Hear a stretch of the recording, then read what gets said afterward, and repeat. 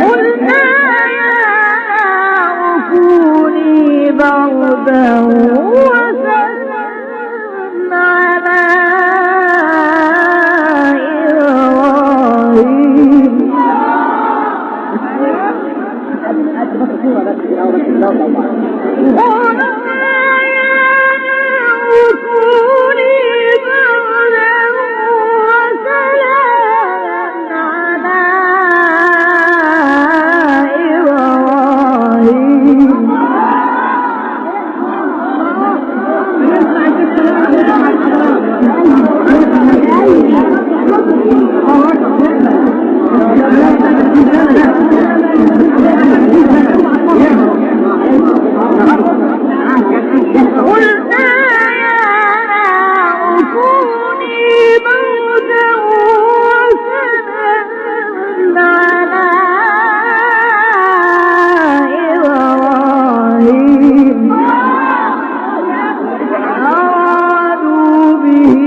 كيدا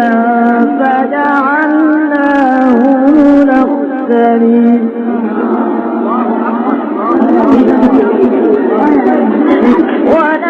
ونجيناه ولوطا إلى الأرض التي باركنا فيها للعالمين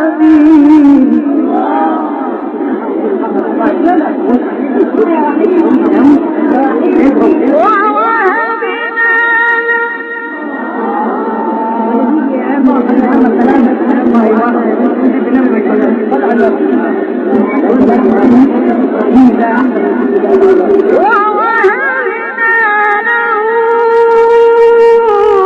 إسحاق ويعقوب نافلة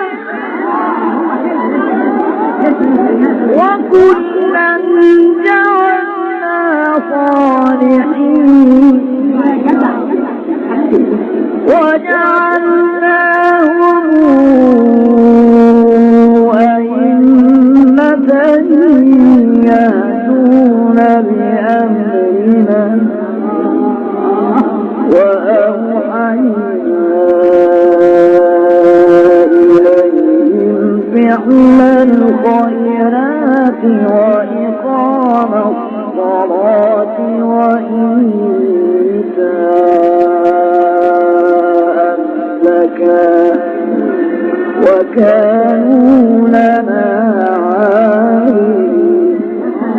صدق الله العظيم.